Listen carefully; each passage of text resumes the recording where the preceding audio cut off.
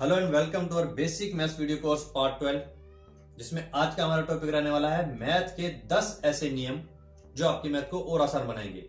मतलब इस वीडियो में हम 10 ऐसे नियमों के बारे में पढ़ेंगे जो हर स्टूडेंट नहीं जानता।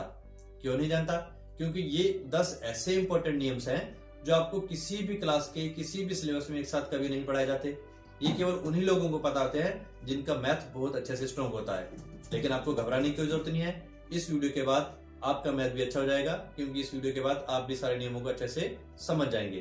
तो आइए दोस्तों, बिना देरी के स्टार्ट करते हैं। संकल्प फॉर टीचिंग करियर। शुरुआत करते हैं पहले नियम से। पहला नियम यह है, यदि किसी संख्या का 0 से या फिर 0 का किसी भी संख्या से गुणा किया जाए तो आंसर हमेशा 0 ही आता है। इसको कुछ क्वेश्चन से समझते हैं। जैसे कि क्वेश्चन है 52 गुणा 0। अगर आप 0 का गुणा 2 से करोगे तो आंसर 0 आएगा, फिर 0 का गुणा 5 से करोगे तो आंसर 0 आएगा, मतलब टोटल आंसर 0 ही आएगा। तो यही नियम बताता है कि किसी संख्या का गुणा 0 से करें या 0 का किसी संख्या से गुणा करें तो आंसर हमेशा 0 ही आता है। जैसे इसमें भी चेक कर लेते हैं हम। 0 का 2 से करोगे तो आंसर 0 आएगा, 0 का 3 से गुणा करोगे 0 आएगा, मतलब टोटल आंसर 0 ही आएगा।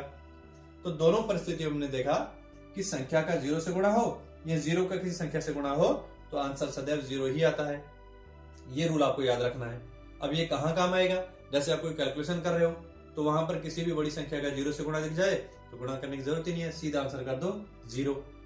दूसरी चीज, ये जितने भी इंपॉर्टेंट नियम हम पढ़ रहे हैं आप इन सब को कॉपी में नोट कर लें, इनके उदाहरणों को भी नोट कर लें, क्योंकि फिर आप एक बार जब इनको रिवाइज कर लोगे तो तुरंत 10 के 10 नियम याद हो जाएंगे। तो अब आगे बढ़ते हैं हम नियम नंबर 2 की तरफ। नियम नंबर 2 है कि किसी भी संख्या को 1 से गुणा करने पर या 1 को किसी भी संख्या से गुणा करने पर आंसर हमेशा वही संख्या प्राप्त होती है जिससे उसका गुणा किया गया है। जैसे 52 का गुणा हम 1 से कर रहे हैं तो 52 का गुणा 1 से करते हैं तो आंसर आता है 52, मतलब जिस संख्या का गुणा 1 से किया था वही संख्या आंसर आ गई। ऐसे ही 1 का गुणा अगर हम 45 से कर रहे हैं तो आंसर आएगा वही 45। इसका मतलब संख्या का गुणा जब 1 से हुआ तो वही संख्या आंसर आ गई। यही हमारा नियम बताता है कि यदि किसी संख्या का गुणा 1 से हो या 1 का गुणा किसी संख्या से हो तो आंसर हमेशा वही संख्या आती है। तो ये भी आपको याद रखना है। और कभी आप कोई क्वेश्चन कर रहे हो वहां आपको संख्या गुणा 1 दिखे तो समझो वो जो संख्या है बस वही लिखनी है आपको। 1 का गुणा करके वही संख्या आंसर आएगी, तो 1 लिखना नहीं है। जैसे ये कुछ उदाहरण में आ जाता है, जब हम पाई वाले क्वेश्चन को सोल्व करते हैं तो ऐसी सिचुएशन में कई बार 7 किसी न किसी संख्या से कट जाता है। तो जैसे 7 एकम 7 और ये हो गया 7 या 21, फिर ये 3 एकम 3, ये भी 3 एकम 3। तो जब आपने इनको काटा तो यहाँ दिख रहा है 22 गुणा 1, और यहाँ पर 22 गुणा 1 गुणा करने की जरूरत नहीं है। आपको ये नियम पता है कि 22 का गुणा 1 से होगा तो आंसर 22 ही आएगा। ऐसे ही यहाँ नीचे क्या है, 1 गुणा 1, तो 1 का गुणा 1 से करेंगे 1, हालांकि नीचे 1 लिखते नहीं हम। तो यहाँ हमने देखा कि 22 का जब गुणा 1 से हो रहा था तो नियम हमें याद आ गया कि 1 का गुणा किसी भी संख्या से हो तो आंसर वही संख्या आती है, तो इसलिए हमने डायरेक्ट लिख दिया 22। तो इस तरह से ये जो नियम हम पढ़ रहे हैं ये हमारे कैलकुलेशन में बीच बीच में हमें काम आते हैं और हमारे कैलकुलेशन को और ज्यादा अच्छा बनाते हैं, आसान बनाते हैं। तो आइए अब बढ़ते हैं नेक्स्ट नियम की तरफ। तीसरा नियम यह है कि किसी संख्या का 0 से या फिर 0 का किसी भी संख्या से भाग हो ही नहीं सकता। तो ऐसी परिस्थिति में आंसर सदैव अपरिभाषित या 0 माना जाता है। ऐसा कैसे होता है? देखिए, जैसे हमें 5 का भाग करना है 0 से, तो भाग को हम बटे में भी लिख सकते हैं 5/0। अब 0 का भाग 5 में क्यों नहीं जा सकता? क्योंकि इस भाग या बटे का मतलब होता है कि 5 के 0 हिस्से किए जाए। वैसे नॉर्मल अगर हम अलग उदाहरण से बात करें, जैसे हमारे पास है 10/2, तो इसका मतलब है 10 के 2 हिस्से किए जाए। तो जब आप इसको काटते हो 2 एकम 2, 2 पंजे 10, तो 10 के जो 2 हिस्से करेंगे वो कौन कौन से आएंगे? 5 और 5। ये जो आंसर आया है यही दोनों हिस्से आएंगे। तो भाग का असली मतलब होता है ऊपर जो संख्या है उसके उतने हिस्से करना जितनी संख्या नीचे लिखी हुई है। तो मतलब 10 के 2 हिस्से करना। अगर हमारे पास है 15/3, इसका मतलब 15 के 3 हिस्से करना। तो भाग का असली मतलब होता है ऊपर वाली संख्या के उतने हिस्से करना जितनी संख्या नीचे लिखी है। तो ये नियम अगर यहाँ लगा के देखें हम कि 5 के 0 से करना। अब 0 हिस्सा क्या होता है? 0 तो कोई हिस्सा ही नहीं होता। कम से कम 1 हिस्सा हो तो वो 5 हो जाएगा, 2 हिस्सा हो तो इसको 2 हिस्सों में तोड़ेंगे 2.5 हो जाएगा। तो 0 हिस्सा हो ही नहीं सकता, इसीलिए हम कह सकते हैं कि ये भाग हो ही नहीं सकता। तो ऐसी स्थिति में आंसर को अपरिभाषित माना जाता है और लिखने की जरूरत पड़े तो आंसर को हम 0 मान लेते हैं कि किसी भी संख्या का 0 से भाग हो तो आंसर 0 हो जाएगा। सेम ऐसी सिचुएशन यहाँ पर है कि यहाँ पर तो संख्या में हम 0 का भाग दे रहे थे, यहाँ 0 में हम संख्या का भाग दे रहे हैं। तो नियम तो वही है कि 0 के 5 हिस्से करो। अब जो खुद ही 0 है तो उसके 5 हिस्से कैसे होंगे, तो ये पॉसिबल ही नहीं है। इसीलिए हम कहते हैं कि 0 में किसी संख्या का भाग हो ही नहीं सकता, इसको अपरिभाषित माना जाता है। लेकिन जब लिखना पड़े तो ऐसी स्थिति में 0 आंसर आता है कि 0 का किसी भी संख्या से भाग हो रहा हो तो आंसर 0 आ जाएगा। तो ये आपको ध्यान रखना है, 0 का मतलब किसी संख्या का 0 से या 0 का किसी संख्या से भाग दिख जाए आपको, मतलब 0 बटे के चाहे नीचे हो चाहे ऊपर हो चाहे भाग में आगे पीछे कहीं भी हो, तो आंसर हमेशा 0 ही आता है। ये था नियम नंबर 3। तो अब बारी है नियम नंबर 4 की। नियम नंबर 4 ये बताता है कि किसी भी संख्या को अगर 1 से भाग करें तो आंसर हमेशा वही संख्या आती है, लेकिन अगर 1 का किसी भी संख्या से भाग करें तो आंसर अलग अलग आता है। अब ऐसा कैसे होता है, उदाहरण से समझते हैं। जैसे क्वेश्चन है 25 का 1 से भाग करना है, तो भाग को हम ऐसे बटे में भी लिख सकते हैं। तो ऐसी स्थिति में इसका मतलब होता है कि इस 25 का एक हिस्सा करना, तो 25 का एक हिस्सा करना है, मतलब 25 को किसी एक ही बच्चे को देना है, ये उसी का हिस्सा है पूरा। तो एक बच्चे को कितने मिलेंगे, 25 का एक हिस्सा सारे 25 को दे दिए, मतलब 25 का एक हिस्सा 25 ही हो गया। तो ऐसी स्थिति में आंसर वही 25 आएगा। इसमें एक और नियम आपको याद रखना है कि जैसे हमने यहाँ समझा 25 के बटे में 1 है, इसका मतलब 25 का एक हिस्सा, तो जो ऊपर 25 है वही आंसर होगा। इसका मतलब नीचे जो 1 है इसकी कोई वैल्यू नहीं होती।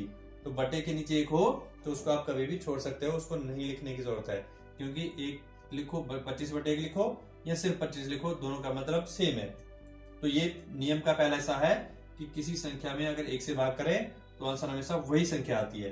तो इसका मतलब है बटे में 1 हो या भाग में 1 हो तो जो संख्या है बस वही आंसर आएगी, 1 को आप छोड़ सकते हो। लेकिन इसी नियम में आगे हिस्सा ये है कि अगर 1 को किसी अन्य संख्या से भाग किया जाए तो आंसर अलग अलग आता है। ऐसा क्यों होता है, क्योंकि भाग का नियम ये कहता है कि जैसे 25 बटे 1 था, इसका मतलब 25 का एक हिस्सा, तो 25 का एक हिस्सा 25 ही था, इसलिए आंसर 25 आया। यहां वही नियम लगाओ, इसका मतलब है 1 बटे 2 मतलब 1 का 2 हिस्सा, तो 1 के 2 हिस्से करते हैं तो वो क्या आता है 0.5, या 1 बटे 2 का मतलब आधा ही होता है, तो 0.5 आधा ही है, मतलब 1 के 2 हिस्से कर दिए हमने। यहाँ पर 1 बटे 4 मतलब 1 के 4 हिस्से, जब आप इसको डिवाइड करोगे तो आएगा 0.25। ये कैसे आ रहे हैं, ये भाग से आते हैं। जैसे 1 बटे 2 इसका मतलब है कि हमें 2 को 1 से भाग करना है। बटे में भाग का नियम क्या था, जो संख्या ऊपर होती है वो अंदर आती है और जो नीचे है वो बाहर आती है। अब भाग कर दो तो 2 के पहाड़े में आएगा क्या, नहीं आता। संख्या छोटी पड़ जाए तो पहले ही पॉइंट ले लेते हैं, पॉइंट का मिलता है हमें 0, फिर हो गया 2 पंजे 10, ये हो गया भाग कंप्लीट। तो इधर आया आंसर 0.5। ऐसे इधर 1 बटे 4 है, इसका भी भाग करेंगे अगर हम, तो जो ऊपर है वो अंदर आएगा और जो नीचे है वो संख्या बाहर आएगी। फिर 4 के पहाड़े में 1 नहीं आएगा तो संख्या छोटी है, तो पहले ही हमें पॉइंट का मिलेगा 0, फिर हो जाएगा 4 दूनी 8, बच गए 2, फिर पॉइंट का मिलेगा 0, ये हो जाएगा 4 पंजे 20, ये हो गया भाग कंप्लीट। तो आंसर आ गया 0.25। तो ये इसका आंसर आया 0.5, इसका आंसर आया 0.25। मतलब क्या है कि 1 के बटे में अगर कोई संख्या है तो इसका मतलब 1 का उतना ही हिस्सा, जैसे 2 है तो 1 के 2 हिस्से करो, 1 बटे 4 है 1 के 4 हिस्से करो, तो 1 के बटे में जो जो संख्या आती रहेगी मतलब उतने उतने हिस्से करने पड़ेंगे। तो हर बार संख्या अलग आएगी तो इसलिए आंसर भी अलग अलग आएगा। शॉर्ट में आप ऐसे याद कर सकते हैं कि अगर आपके क्वेश्चन में जैसे एक है 25 बटे 1 और एक है 1 बटे 25, तो जहां नीचे 1 हो इसका मतलब है इस नीचे 1 की कोई वैल्यू नहीं है, इसको आप छोड़ सकते हो, जो ऊपर वाली संख्या है यही आपका आंसर है। लेकिन जब ऊपर 1 हो तो इसको नहीं छोड़ सकते हम, क्योंकि इसका मतलब है 1 के 25 हिस्से करना, तो 1 के 25 हिस्से तो अलग अलग हो जाएंगे ना, यहाँ 25 का एक हिस्सा करना तो वही 25 रहेगा, इसलिए ऊपर वाला ही आंसर है। तो बस ये ध्यान रखना, बटे में नीचे 1 हो तो उसे हम छोड़ सकते हैं, ऊपर वाली संख्या ही आंसर माना जाएगा। लेकिन बटे के ऊपर 1 हो तो उसको नहीं छोड़ा जा सकता, वो जैसी संख्या है उसको साथ में लेकर के ही कैलकुलेशन करनी पड़ेगी। उम्मीद करता हूँ ये नियम आपको समझ में आया। बढ़ते हैं अपने अगले नियम की तरफ। अब बात करते हैं 5वें नियम की। तो 5वां नियम यह है कि यदि समान संख्याओं का आपस में भाग किया जाए तो आंसर हमेशा एक ही आता है। जैसे कुछ उदाहरण से बात करते हैं अगर हम 25/25 मतलब 25 का 25 से भाग करें तो ऐसी सिचुएशन में ये 25 से कम 25, 25 से कम 25, और अभी हमने लास्ट नियम में देखा नीचे एक हो तो उसे नहीं लिखते, तो आंसर क्या आएगा? एक और उदाहरण जैसे हम लिख लेते हैं 22/22, समान संख्या ऊपर समान संख्या नीचे, तो ये कट जाएगा सीधा 22 से कम 22, 22 से कम 22, नीचे एक हो तो उसे लिखते नहीं, तो ऊपर का ही आंसर आएगा 1। तो यहाँ हमने क्या देखा कि जब समान संख्या को समान संख्या से भाग करते हैं तो आंसर हमेशा एक ही आता है।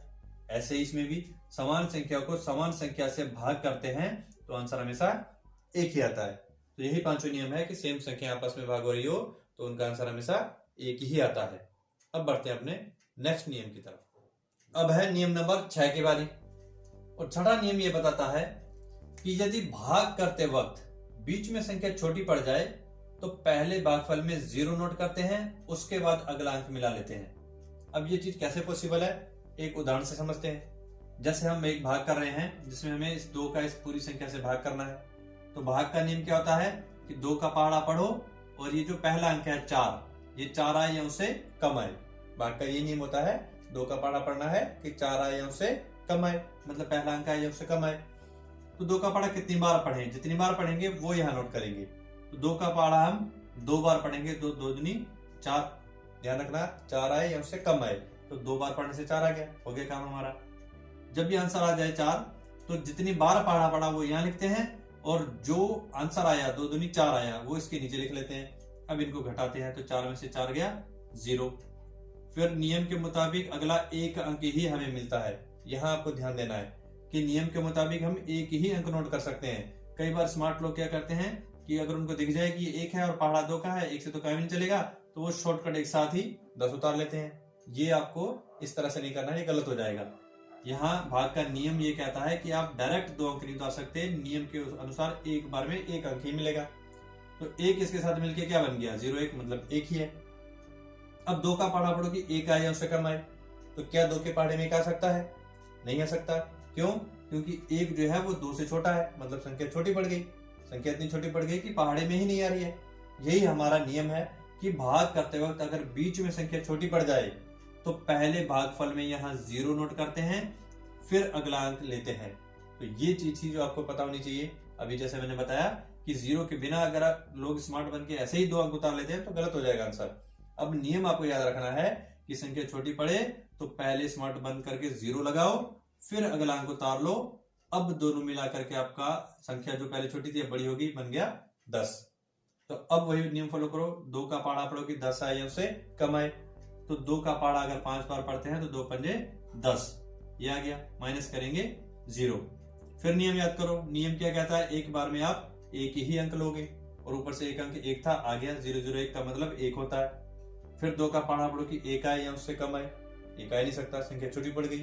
फिर से वही नियम लगेगा कि संख्या छोटी पड़े तो पहले भागफल में 0 लगाओ, फिर अगला अंक नोट कर लो। अब फिर ये 10 बन गया। फिर 2 का पहाड़ा पढ़ो कि 10 आए या उससे कम आए, 2 पंजे 10।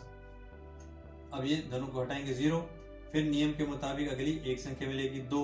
2 का पहाड़ा पढ़ो कि 2 आए या उससे कम आए, ये तो आ जाएगा, 2 एकम 2, ये हो गया आंसर। तो इस तरह से आपने यहाँ पर ये नियम समझा।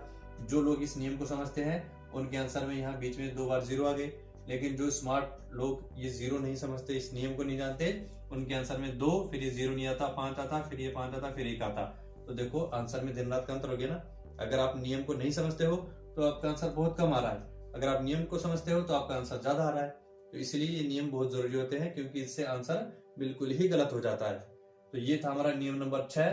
अब आगे बढ़ते हैं नियम नंबर 7 की तरफ। यह है हमारा 7वां नियम, और 7वां नियम ये बताता है कि यदि किसी भिन्न के अंश और हर में दशमलव के पीछे के अंकों की संख्या समान हो तो ऐसे में दशमलव से दशमलव कट जाता है। मतलब जैसे इस पहले उदाहरण में यहाँ पर दशमलव के पीछे 1 अंक है अंश में, और नीचे हर में अगर हम देखें तो यहाँ भी दशमलव के पीछे 1 अंक है, मतलब दोनों दशमलव के पीछे के अंकों की संख्या समान है, 1 1 ही है पीछे। तो ऐसी परिस्थिति में दशमलव से दशमलव कट जाता है, तो काम आसान हो गया, दशमलव कट गया। जो पहले 2.1 बटे में 1.4 था, अब पॉइंट कटने से बन गया 21 बटे 14। तो ये 7 के 5 से कट जाएंगे, 7 दूनी 14, 7 या 21, कट के सिंपल आंसर आ गया 3 बटे 2। तो देखो ये नियम पता था तो पॉइंट वाला हिसाब किताब चुटकी में हो गया। सेम ऐसे यहाँ पर भी है। नियम ये कहता है कि किसी भिन्न मतलब ये बटे वाली संख्या, इसके अंश मतलब ऊपर वाली संख्या और हर मतलब नीचे वाली संख्या, यदि इन दोनों अंश और हर के पॉइंट के पीछे वाले दशमलव के पीछे वाले अंकों की संख्या समान हो तो अंकों की संख्या चेक कर लो कितनी है। यहाँ दशमलव के पीछे 1 2 दो अंक है, यहाँ दशमलव के पीछे 1 2 दो अंक है, मतलब दशमलव के पीछे के अंकों की संख्या समान है। जब अंकों की संख्या समान हो तो दशमलव से दशमलव कट जाता है। अब ये बन गया 625 बटे 150। अब इसको काटना आसान है, ऊपर इसको काटेंगे 5 से तो 125 बटे में 5 दिया 15 और 0 बच जाए तो यहाँ लग जाएगा। फिर ये 5 से कटेगा तो 5 दूनी 10, 2 बचेंगे 5 25, 5 6 30 हो गया आंसर। तो पॉइंट हट गया तो काम आसान हो गया। पॉइंट हटाने के कुछ और नियम भी है जो इसी बेसिक कोर्स में हम कर चुके हैं वीडियो पार्ट 2 में, आप वहां इसको चेक कर सकते हो पॉइंट के सारे नियम। लेकिन ये एक नियम है जो हमारे कैलकुलेशन को और आसान बनाता है कि अगर पॉइंट के पीछे के अंक ऊपर और नीचे समान हो तो पॉइंट से पॉइंट को काट दो, बाकी संख्या आपके लिए आसान क्वेश्चन हो जाएगा। तो ये था नियम नंबर 7। अब समझते हैं नियम नंबर 8 को। अब बारी है नियम नंबर 8 की। तो नियम नंबर 8 ये है कि किसी भी आंसर में सेंटीमीटर, सेंटीमीटर स्क्वायर या सेंटीमीटर क्यूब कब लगता है। मतलब कई बार बच्चों को कंफ्यूजन हो जाती है कि क्षेत्रमिति या क्षेत्रफल वगैरह से आप जुड़े हुए आंसरों में कई बार वो देखते हैं आंसर में सिर्फ एक ही इकाई सेंटीमीटर या मीटर या किलोमीटर लगता है, कई बार उसमें स्क्वायर लगा होता है और कई बार क्यूब घात 3 लगी होती है। तो ये कैसे पता चलता है कि कब हमें सिर्फ एक इकाई सिर्फ सेंटीमीटर या घात 2 सेंटीमीटर स्क्वायर या घात 3 सेंटीमीटर क्यूब लगाना है, इसको हम अच्छे से समझते हैं। पहली शॉर्ट ट्रिक तो यही है कि जब सिर्फ दूरी निकालते हो तो आंसर एक ही इकाई सिर्फ सेंटीमीटर में आ सकता है या किलोमीटर, कोई भी जो क्वेश्चन हो। क्षेत्रफल निकाल रहे हो तो घात 2 लगेगी, आयतन निकाल रहे हो तो घात 3 लगेगी। अब ये कैसे हुआ इस चीज को डीपली और समझते हैं। दूरी का मतलब होता है जैसे एक क्वेश्चन है ए और बी के बीच की दूरी 10 सेंटीमीटर किलोमीटर कुछ भी है, तो यहाँ आप जब दूरी निकालते हो तो इसमें एक ही दिशा का प्रयोग करते हो, एक ही भुजा का प्रयोग करते हो, तो इसलिए इसका आंसर एक ही इकाई सेंटीमीटर में आता है। लेकिन जब हम क्षेत्रफल निकालते हैं तो क्षेत्रफल का मतलब होता है एक कोई जगह जिसमें लंबाई भी होती है और चौड़ाई भी। दूरी जब निकालते हैं तो उसमें लंबाई और चौड़ाई दोनों नहीं होते, सिर्फ लंबाई होती है, एक ही दिशा, इसलिए आंसर भी एक ही इकाई मान लेते हैं सेंटीमीटर में आ गया। अब क्षेत्रफल जब हम देखें तो क्षेत्रफल सिर्फ एक ही लंबाई से नहीं बनता, इसमें लंबाई भी चाहिए चौड़ाई भी चाहिए। मतलब कितनी साइडें चाहिए, कितनी भुजाएं चाहिए, 2। लंबाई और चौड़ाई दोनों का आपस में गुणा होगा तो 2 सेंटीमीटर का आपस में गुणा होगा यहाँ, इसलिए आंसर आएगा सेंटीमीटर स्क्वायर। तो ध्यान रखना है कि दूरी में एक ही साइड का आंसर होता है तो एक ही इकाई में आंसर आता है, इसमें 2 साइडों का गुणा होकर आंसर आता है, इसलिए इसमें घात 2 लगती है आंसर में। जब हम आयतन की बात करें तो आयतन ठोस आकृति होता है जिसमें लंबाई भी होती है चौड़ाई भी होती है और ऊंचाई भी होती है। मतलब टोटल कितनी भुजाएं हो गई, 3, लंबाई चौड़ाई और ऊंचाई। और जब इसका आयतन निकालते हैं तो इन तीनों का आपस में गुणा हो जाता है। तो यहाँ जब 3 भुजाओं का आपस में गुणा हो तो 3 बार सेंटीमीटर का आपस में गुणा हो रहा है, इसलिए आंसर में लास्ट में इकाई जो भी है सेंटीमीटर उसके घात 3 आएगी। तो यही मेन कॉन्सेप्ट है कि जो क्वेश्चन आप निकाल रहे हो उसमें सिर्फ दूरी निकाल रहे हो, दूरी में एक ही भुजा का यूज होता है इसलिए सिर्फ एक ही इकाई आती है। क्षेत्रफल में 2 भुजाएं लंबाई और चौड़ाई होती है, दोनों का गुणा होता है, इसलिए आंसर में घात 2 लगती है। आयतन में हम लंबाई चौड़ाई ऊंचाई तीनों का गुणा करते हैं, 3 भुजाएं आ जाती हैं एक साथ, इसलिए उसके आंसर में भी घात 3 लगता है। उम्मीद करता हूँ कॉन्सेप्ट आपको अच्छे से समझ में आया होगा। अब बढ़ते हैं हम अगले 9वें नियम की तरफ। तो अब बात करते हैं नियम नंबर 9 की।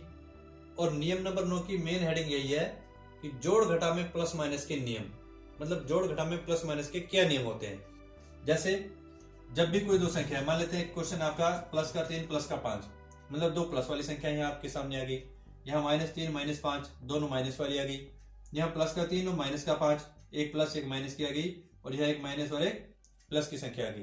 तो जब इस तरह की अलग अलग सिचुएशन हो तो पहले तो हमें ये पता करना है कि करना क्या है, मतलब इनका जोड़ करना है या घटा करना है, पहले ये पता करना है, वो हमें इन नियमों से पता चलेगा। दूसरी चीज, जब आंसर आ जाए तो चिन्ह कौन सा लगेगा। दूसरी चीज ये पता करनी है कि जब आंसर आ जाए तो उसके साथ प्लस लगेगा या माइनस लगेगा। तो ये दोनों हमें इन नियमों से पता चलेगा। करना क्या है, इसके लिए आप ये 4 नियम याद करो कि प्लस प्लस प्लस होता है, माइनस माइनस प्लस होता है, प्लस माइनस माइनस होता है, माइनस प्लस माइनस होता है। और ये याद करने के लिए भी एक ट्रिक है, शॉर्ट आसान है, कि देखो जब प्लस प्लस एक जैसे चिन्ह आपस में टकरा रहे हैं तो आंसर प्लस हो रहा है, माइनस माइनस ये भी एक जैसे चिन्ह आपस में टकरा रहे हैं तो आंसर प्लस। मतलब जब एक जैसे चिन्ह आपस में टकराएंगे तो आंसर हमेशा प्लस ही होगा। लेकिन जब अलग अलग चिन्ह प्लस माइनस हो या माइनस प्लस हो, अलग अलग चिन्ह आपस में टकराएंगे तो आंसर हमेशा माइनस ही होगा। तो बस ये आपको दिमाग में बिठा लेना है कि दोनों प्लस वाली या दोनों माइनस वाली संख्या आपस में टकराती दिखें तो इसका मतलब उनको प्लस ही करना है। लेकिन अलग अलग चिन्ह प्लस माइनस हो या माइनस प्लस हो तो इनको हमेशा माइनस ही करना है। तो करना क्या है वो तो इन नियमों से हमें पता चल गया। अब हम इनको कर भी लेते हैं। जैसे प्लस प्लस सेम चिन्ह है तो प्लस सेम चिन्ह हो तो हमेशा प्लस ही होगा, तो 3 और 5 मिलके हो गया 8। फिर माइनस माइनस सेम चिन्ह है प्लस होता है तो इसलिए ये भी प्लस हो जाएंगे, 3 और 5 8। प्लस माइनस माइनस होता है मतलब घटाना है, 5 में से 3 गए 2। माइनस प्लस माइनस होता है मतलब माइनस करना है, 5 में से 3 गए 2। तो करना क्या है वो तो हमने कर लिया, लेकिन इनके साथ चिन्ह कौन सा आएगा, प्लस आएगा या माइनस, वो इस नियम से पता चलेगा। और नियम है चिन्ह बड़ी संख्या का लगता है। मतलब जिन दो संख्याओं का आप जोड़ या घटा करने में देख रहे हो उनमें जो बड़ी संख्या है उसके आगे जो चिन्ह लगा हुआ है वही आंसर में आएगा। तो 3 और 5 में बड़ी संख्या 5 है, 5 प्लस किया तो आंसर ये प्लस का रहेगा। अब सिर्फ 8 लिखो या प्लस 8 लिखो मतलब एक ही है। यहाँ 5 बड़ी संख्या माइनस किया आंसर भी माइनस का, 5 बड़ी संख्या माइनस किया आंसर भी माइनस का, 5 बड़ी संख्या प्लस किया तो आंसर भी प्लस का। तो जोड़ घटा में ये नियम है। गुणा में कुछ अलग है जो अगले नियम में हम देखेंगे। जोड़ घटा में पहले आपको देखना है कि करना क्या है, तो इन नियमों को याद कर लो, इनसे पता चलता है क्या करना है। सेम चिन्ह टकराया तो प्लस करना है, अलग अलग चिन्ह टकराया तो माइनस करना है। करने के बाद आंसर आ जाए तो चिन्ह बड़ी संख्या का लगता है। जिन दोनों संख्याओं का आप जोड़ घटा कर रहे हो उनमें देख लो बड़ी कौन सी है, जो बड़ी है उसी का चिन्ह आंसर में लगा दो। ये हो गया नियम नंबर 9। अब बारी है आज के 10वें और लास्ट टॉपिक की, लास्ट नियम की। तो नियम ये है गुणा में प्लस माइनस के नियम। मतलब अभी हमने देखे थे जोड़ घटा में प्लस माइनस के नियम, अब हम देख रहे हैं गुणा में प्लस माइनस के नियम।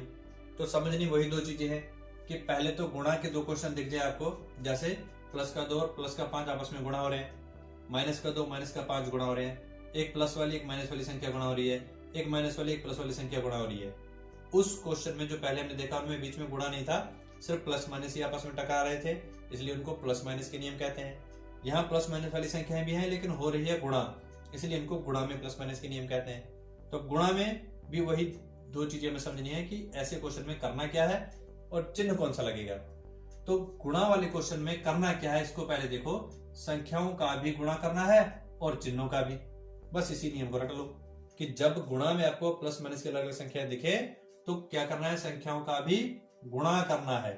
मतलब सबसे पहले तो संख्याओं का गुणा करो और चिन्ह उसमें था बड़ी संख्या का आएगा, इसमें बड़ी संख्या का नहीं आता, ध्यान रखना है। इसमें चिन्हों का भी गुणा करते हैं और किस हिसाब से करते हैं उसके लिए ये नियम लिखे हुए हैं। तो पहले हम गुणा करना है तो गुणा कर लेते हैं एक बार सबका। तो यहाँ पर क्वेश्चन है 2 गुणा 5, 2 गुणा 5 होता है 10, 2 गुणा 5 10, 2 गुणा 5 10, 2 गुणा 5 10। मतलब करना तो गुणा ही है सब में संख्याओं का, सबका गुणा कर दिया आंसर आ गया। फिर चिन्हों का भी गुणा होता है, तो जैसे यहाँ 2 प्लस गुणा हो रहे हैं, यहाँ 2 माइनस गुणा हो रहे हैं, यहाँ प्लस और माइनस या माइनस और प्लस गुणा हो रहे हैं। तो इनका आंसर कैसे होता है ये नियम समझ लो। प्लस गुणा प्लस में प्लस लगता है, मतलब जब दो प्लस आपस में गुणा रहे हो तो आंसर प्लस का आता है। माइनस गुणा माइनस में प्लस लगता है, मतलब जब दो माइनस गुणा हो रहे हो तो उनका आंसर प्लस लग जाता है।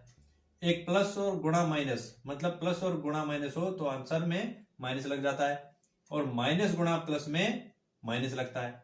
तो आपको यहाँ भी वही ट्रिक समझनी है, लगभग नियम वही है जो हमने पिछले पढ़े हैं, लेकिन वो थे कि करना क्या है, ये है कि लगना क्या है, चिन्ह कौन सा लगना है, बस ये अंतर है।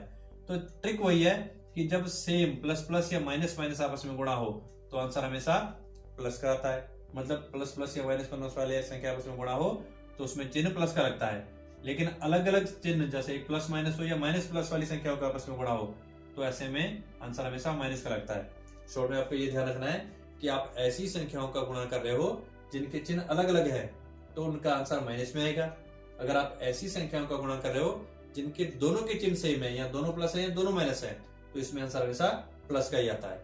अब इसी चीज को यहाँ लगाओ, प्लस प्लस सेम संख्या का गुणा कर रहे हैं आंसर प्लस का आएगा, माइनस माइनस सेम संख्या का गुणा कर रहे हैं आंसर प्लस में आएगा। सेम वाले हो तो दोनों प्लस में आएंगे, ये अलग अलग है ये भी अलग अलग है, तो अलग अलग चिन्हों का गुणा हो तो आंसर माइनस में आएगा। बस वो ट्रिक याद है तो कुछ ज्यादा देखने की जरूरत नहीं, चिन्हों का गुणा करने की जरूरत नहीं, सीधा आंसर। सेम चिन्ह दिख रहे हैं प्लस, सेम चिन्ह प्लस, अलग अलग चिन्ह माइनस, अलग अलग चिन्ह माइनस। तो ये है आज के हमारे 10 नियम। अगर आप इन 10 नियम को लिख करके अच्छे से प्रैक्टिस करके रिवाइज करके फिर अपनी मैथ की कैलकुलेशन को करते हो तो कई जगह आपकी मैथ और आसान हो जाएगी। तो उम्मीद करता हूं दोस्तों ये वीडियो आपके लिए बहुत यूजफुल रहा होगा। अगर आपको ये काम का लगे तो इस वीडियो को लाइक, शेयर एंड सब्सक्राइब करें। Thank you.